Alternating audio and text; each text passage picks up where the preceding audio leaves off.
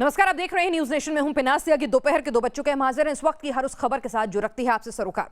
सबसे पहले खबर धनबाद से, जहां जज की संदिग्ध परिस्थितियों में मौत हुई है, जिसमें 2 लोगों की गिरफ्तारी हुई है। धनबाद में जज की संदिग्ध मौत पर झारखंड हाईकोर्ट ने सख्ती दिखाते हुए पुलिस से पूछा है कि जल्द जांच करें और क्यों ना मामले की जांच जो है वो क्राइम ब्रांच को सौंप दी जाए। हाईकोर्ट ने केस की रोजाना मॉनिटरिंग का भी फैसला किया और यह भी पूछा कि क्यों ना मामले की जांच जो है वो सीबीआई को सौंप दी जाए। हाईकोर्ट में सुनवाई के वक्त एसएसपी भी मौजूद रहे। पुलिस जांच से संतुष्ट नहीं हुए तो सीबीआई जांच करे। पुलिस की जांच जल्द से जल्द हो। आप देखिए सीसीटीवी फुटेज के किस तरह से धनबाद के जज जो हैं, जब वो मॉर्निंग वॉक के लिए गए हुए थे उत्तम आनंद, तो किस तरह से पीछे से एक गाड़ी आकर उनको टक्कर मारती है और संदिग्ध परिस्थिति में उनकी मौत हो जाती है।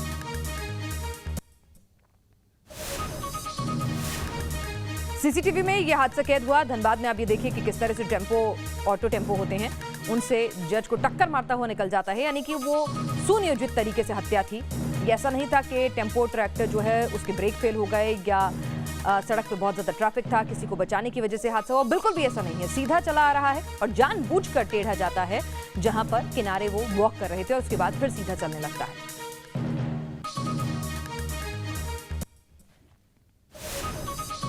कल एक वीडियो लॉयर सर्कल में घूम रहा था जिसमें एक एडिशनल डिस्ट्रिक्ट जज को एक गाड़ी से मार करके उनकी हत्या कर दी गई। और जिस तरह से मारा है और जिस तरह से वीडियो बनाया जा रहा है, लग रहा है कि जो वीडियो बनाने वाला था उसको मालूम था कि ये हत्या होने वाली है, क्योंकि वो एक वीडियो ले रहा है बनिस्बत की सीसीटीवी फुटेज नहीं है। उसमें आवाज भी आ रही है और वो जूम भी कर रहा है। इसलिए ये एक बहुत ही दर्दनाक हादसा है और इंडिपेंडेंस ऑफ जुडिशरी का मामला है। मैंने इसको आज चीफ जस्टिस झारखंड से बात की, चीफ जस्टिस ऑफ इंडिया से बात की और मैंने रिक्वेस्ट किया कि इसको जुडिशियल साइड में इसकी सारी इन्वेस्टिगेशन को मॉनिटर करके इसको अगर जरूरत पड़े तो सीबीआई को भी हैंडओवर किया जाए। चीफ जस्टिस ऑफ इंडिया ने बताया कि झारखंड हाईकोर्ट भी कॉग्निजेंस ले चुका है जुडिशियली।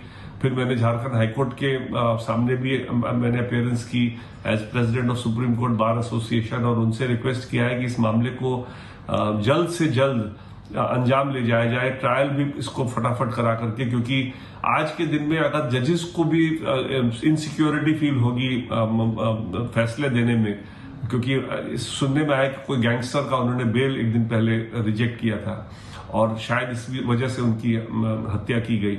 तो ये बहुत ही डरावनी बात है और ये देश के लिए, रूल ऑफ लॉ के लिए बहुत ही नुकसानदेह है। धनबाद के जज की संदिग्ध मौत के मामले में कई बड़े खुलासे हुए हैं। शुरुआती जांच में ये बात सामने आई है कि जज को ऑटो से टक्कर मारने के अलावा उनके सर पर हथौड़े से वार भी किया गया। मामला इतना संगीन है कि झारखंड हाईकोर्ट से लेकर सुप्रीम कोर्ट तक में यह मुद्दा उठाया गया है।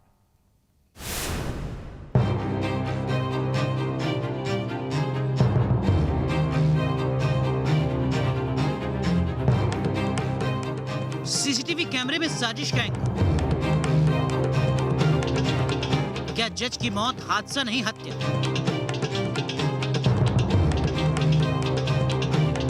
सीसीटीवी कैमरे में कैद तस्वीरों से धनबाद के एडीजे उत्तम आनंद के मर्डर का शक गहरा गया है। इसमें कत्ल का सुराग और कातिलों की तस्वीरें कैद जो चीख चीख कर हत्या की गवाही दे रही हैं।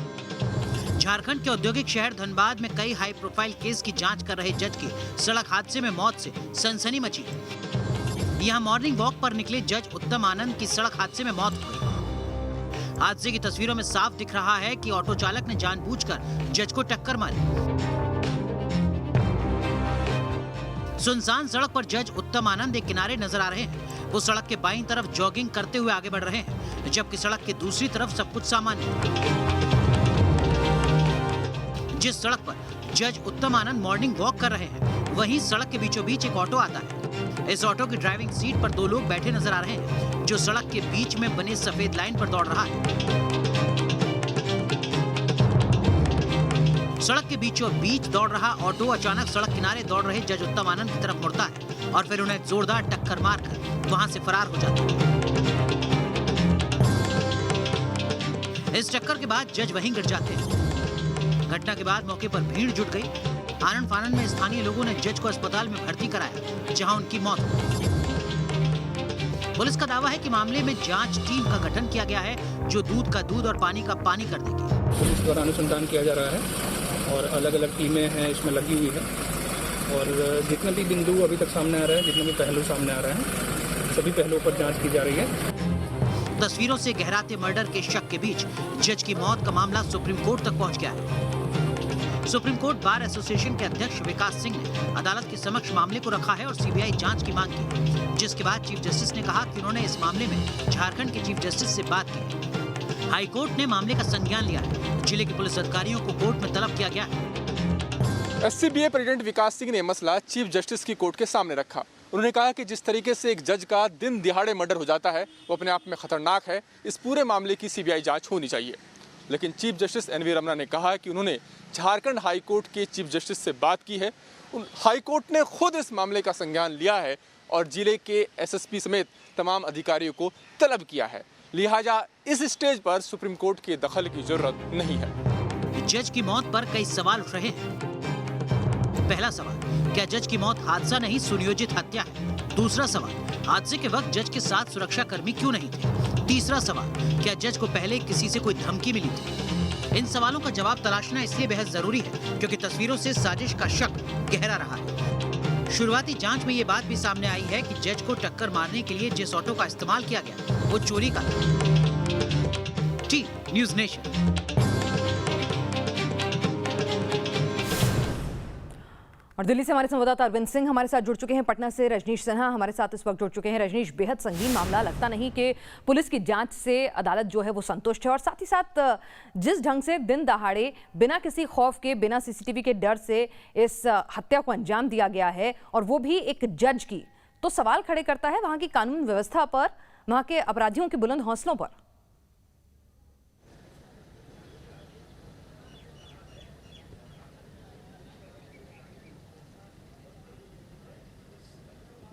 रजनीश, आप मुझे सुन पा रहे हैं?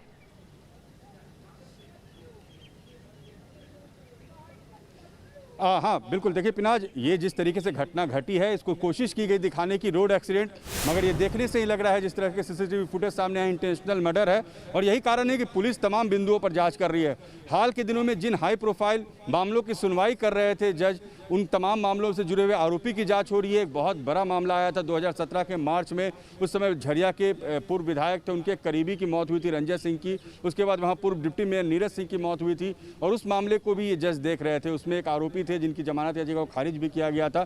तो पुलिस तमाम बिंदुओं पर जाँच कर रही है कि हाल के दिनों में उन्होंने किन किन मामलों की सुनवाई की है, उनमें कौन कौन आरोपी रहे हैं।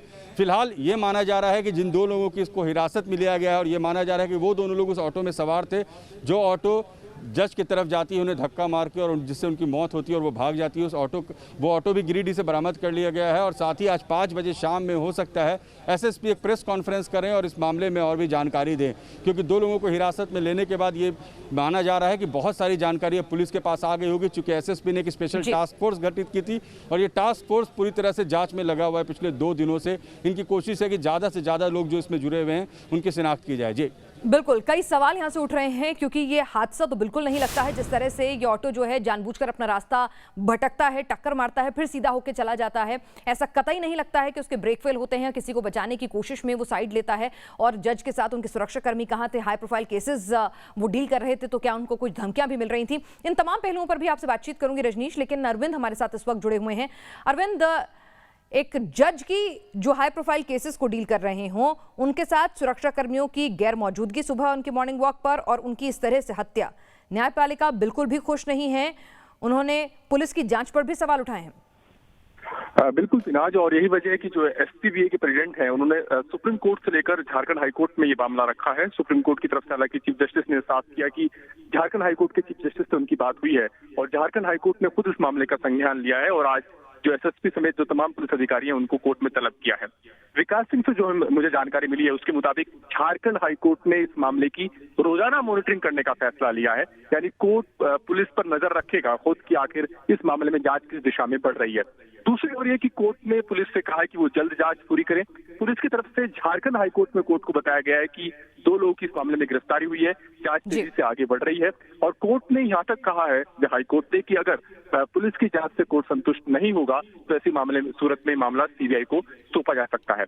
प्रोसिक्यूशन की तरफ से जो डबल एजी थे यानी एडिशनल एडवोकेट जनरल जो थे झारखंड के, वो पेश हुए थे और उन्होंने कोर्ट को आश्वस्त किया कि इस मामले में प्रोसिक्यूशन की तरफ से पुलिस को पूरा सहयोग मिलेगा। यानी कहा जा सकता है कि पुलिस और जो झारखंड सरकार है उनकी तरफ से कोर्ट को यह आश्वस्त किया गया है हाईकोर्ट में कि इस मामले में इंसाफ जल्द हो सके, जल्द इस पूरे मामले साजिश का पता चल सके, ये पूरी कोशिश रहेगी। बिल्कुल। अरविंद, हमारे साथ रजनीश भी जुड़े हुए हैं। रजनीश, आपसे जानना चाहेंगे कि जो शुरुआती जांच है उससे साफ लगता है हादसा तो ये कतई नहीं था, हत्या थी। तो ऐसे में किस तरह से अभी फिलहाल जो उनके फ़ोन रिकॉर्ड्स हैं, क्यों उनके साथ पुलिसकर्मी जो हैं, उनके जो सुरक्षा कर्मी हैं वो मौजूद नहीं थे? क्या उनको परिवार कह रहा है कि किसी तरह की कोई धमकियां मिल रही थी? इस बाबत कोई सूत्र आपके क्या कह रहे हैं? जाँच किस दिशा में आगे बढ़ रही है?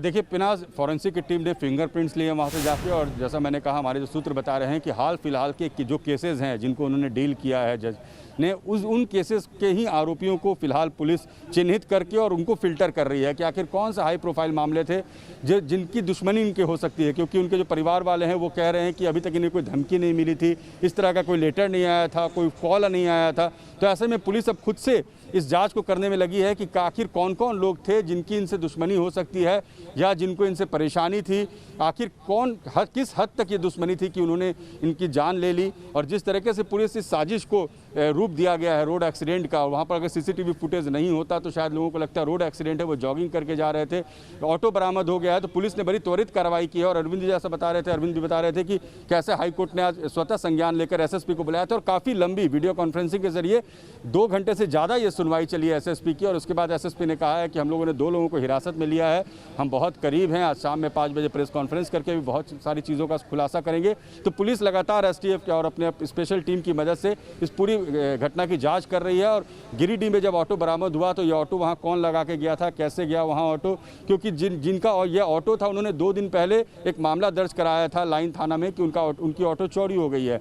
तो पुलिस अब इन तमाम लोगों से पूछताछ कर रही है जिनका ऑटो था, जिनकी ऑटो चोरी हुई, जहाँ से ऑटो मिला, और जो 2 लोग इसमें पकड़े गए हैं। तो पुलिस का ये दावा है कि वो बहुत जल्दी इसमें जो लोग भी संलिप्त हैं उनको वो पकड़ेंगे और उनकी पहचान कर लेंगे। क्योंकि जैसा मैंने कहा कि उन्हें कोई डायरेक्ट थ्रेट अभी तक नहीं मिला था जज को, लेकिन आसपास के जितने पिछले 1 महीने के जो हाई प्रोफाइल केसेस हैं उन सबको पुलिस खंगाल रही है। जी, इस तमाम अपडेट के लिए आपका बहुत बहुत शुक्रिया अरविंद और रजनीश। जाहिर सी बात है, अगर जिला जज की इन संदिग्ध परिस्थितियों में मौत हो जाना और जिस तरह से यहाँ पर पूरा मामला सामने आ रहा है, कई सवाल खड़े करता है कानून व्यवस्था पर। आगे बढ़ते हैं। केंद्रीय मंत्री नितिन गडकरी से मुलाकात करने के लिए पहुंच गई हैं ममता बनर्जी। इस वक्त की बड़ी खबर आ रही है, ममता बनर्जी के दिल्ली दौरे का आज 4था दिन है। आपको बता दें, ममता बनर्जी इससे पहले प्रधानमंत्री से मुलाकात कर चुकी हैं, जो शिष्टाचार प्रोटोकॉल के तहत उनकी मुलाकात थी। सोनिया गांधी से मिली, राहुल गांधी से मिली, वो कमलनाथ से मिली, आनंद शर्मा से मिली, कई नेताओं से लगातार वो मुलाकात कर रही हैं। अभी अपडेट आ रहा है कि दक्षिण भारत के कुछ और नेताओं से भी मुलाकात करेंगी। दरअसल कहा जा रहा है कि पश्चिम बंगाल में मिली जीत से ममता बनर्जी का जो कद बढ़ा है, जिस तरह से अब विपक्ष को एकजुट करने की मांग हो रही थी, तो विपक्ष के लिए वो चेहरा ममता बनर्जी बन सकती हैं। और वही बनने की कोशिश के तहत, उसी कवायद के तहत ममता बनर्जी जो है वो दिल्ली पहुंची हैं। इस बार दीदी के तेवर जो है वो बदले बदले से नजर आ रहे हैं। ममता बनर्जी के दिल्ली दौरे का ये 4था दिन है। गडकरी से मुलाकात करने के लिए पहुंची हैं ममता बनर्जी, और क्या कुछ बात होगी, सबकी निगाहें टिकी रहेंगी। हमारे साथ हमारे संवाददाता इस वक्त जुड़ चुके हैं मोहितराज दुबे। मोहित, दीदी की विपक्ष के नेताओं छत्रप से मुलाकात तो समझ में आती है, नितिन गडकरी से मुलाकात में क्या कुछ बात होगी, क्या एजेंडा रहेगा? तो देखिए, ममता बनर्जी और नितिन गडकरी के बीच जो बैठक है वो चल रही है और ये बैठक करीब 15 मिनट से चल रही है। इस बैठक में पश्चिम बंगाल के भीतर बहुत सारे नेशनल हाईवेज जो हैं वो पेंडिंग पड़े हुए हैं, उसको लेके ममता बनर्जी नितिन गडकरी से बातचीत कर रही हैं।